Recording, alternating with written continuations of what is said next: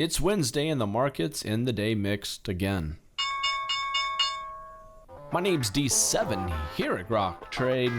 Wednesday, April 27th, 2016. And had a user on YouTube say that my audio levels were too soft. So I boosted them. Let me know if the audio is okay this time around. I've got this new fancy dandy microphone, the golden mic. Technically it's gray and it's supposed to make my voice sound like chocolate. Markets in the day mixed. Again, NASDAQ in negative territory by 0.8%. Banks also following NASDAQ to the downside. However, financials up. You have crude oil up 3%, a big pop here in crude oil, financial, or the gold and silver, precious metals also higher. VIX dropping by 3%, big drop here in the VIX. We got a number of things to look at. First, this spider, which is the S&P 500. It's the ETF on the S&P 500 called the SPY. Click full screen down here in the bottom right hand corner and go to high definition. You can watch this in great clarity.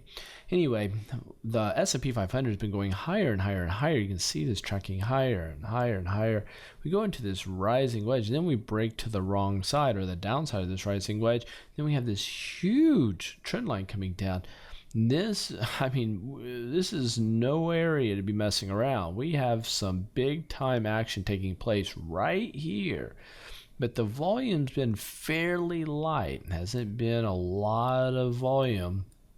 But what we see here is we start off the day with a gap lower, then we go higher, and then we sold into that. So now we have a lot of consolidation. It's just this sideways movement.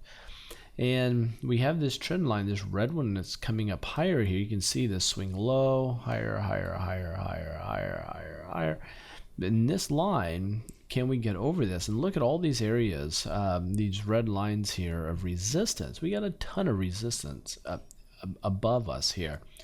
But we do remain above all major moving averages. Now, if you look down here, we have the MACD. The MACD here is giving us a bearish divergence with negative histogram ticks. However, it looks like we're getting ready to go bullish on the histogram tick, and this could start to rise higher. But the bottom line is we have a rising wedge. We have a bearish divergence on the MACD, and we're doing it at a resistance type level, and it's showing some promise here. However, this thing could be a house of cards. Take a look here at the diamonds. This is the Dow.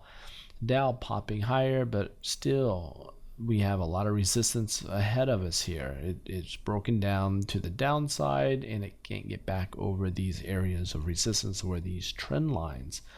But today we did have a nice pop on volume. But you'll see here, whoops, let me bring this back down.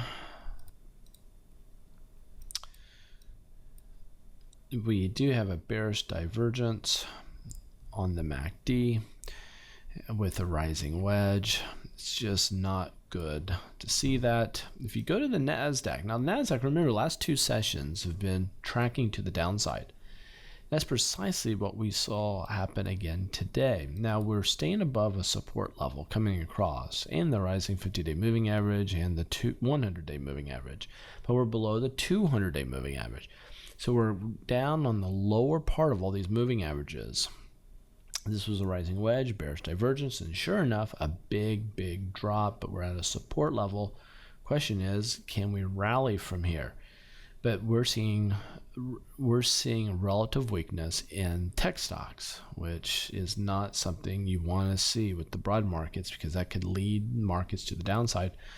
Now, the small caps normally would be showing some consistencies with the NASDAQ, but we're not seeing that. I'm seeing relative strength in small caps, which is in the face of any bearish talk, because it's more bullish. Volume is steady. Now we're going into a rising wedge with a big bearish divergence, but here's the kicker. We did get a close above a trend line, and we're coming up to a resistance line coming across right here. That is bullish move, but we're coming into a bearish area, and we have a bearish MACD divergence here. But man, we're above all major moving averages. It's looking like this thing could still be going higher. We're seeing a lot of mixed signals here in the markets at this moment. The banks closed back down below this number. Now, yesterday, with this trend line, yesterday we saw a breakout above it. Here we come back down below it. So I'm gonna see if I can make more sense by going to this swing high, bring it to here. And I'm going to look at that as my trend line here. I'll go back, see if it makes sense anywhere. I can't say that it really does. So it's kind of a weak trend line, but nonetheless, that's what we have drawn now. Financials at a major, I mean, look at this resistance. We're there at resistance again, rising wedge, bearish divergence on the MACD. So this is begging to come crashing down here, and it certainly could, and it could be nasty when it does. US dollar had a pop. I called it a buy yesterday, and sure enough today, boom, to the upside on the US dollar. Big bullish divergence. Look for more upside. If the US dollar starts to get real bullish here, it's going to put a lot of pressure here on the stocks. Crude oil, big pop. We're at resistance, and I'm going to get rid of that line now that broke it. So I have this buy arrow here, but now we're at resistance. Boom, boom, boom, boom. I am actually going to now be looking to sell crude oil because I'm seeing that going down. Let's see what's going on with gold. Now, this is huge, guys. For you all who work in the metals market and trade, we're seeing a lot of activity here to the sideways motion, and this is going to prove to be very, very big in one direction or the other. Oh, and I'd like to give a shout out to Silver by the Oz. Anyway, thanks for all your support and your listener base. But check this out, guys. I mean, coiling. Think about a spring that you coil. The tighter it gets, the more energy it builds up, and the farther it's going to pop or drop. So, anyway, this dude can go either direction, and I'm expecting this thing to move. Silver, same thing. Oh boy, I can't even keep with a good conscience that red arrow up here because this thing's coiling. However, at resistance after, oh boy, I don't know. Just be careful with silver. If you're in silver, be careful with drop, especially under 16. That will be not so good. But if we can stay above that, things could get bullish and fairly quickly. And check this out, guys. I mean, wow, the VIX is so low. We're in the 15s now.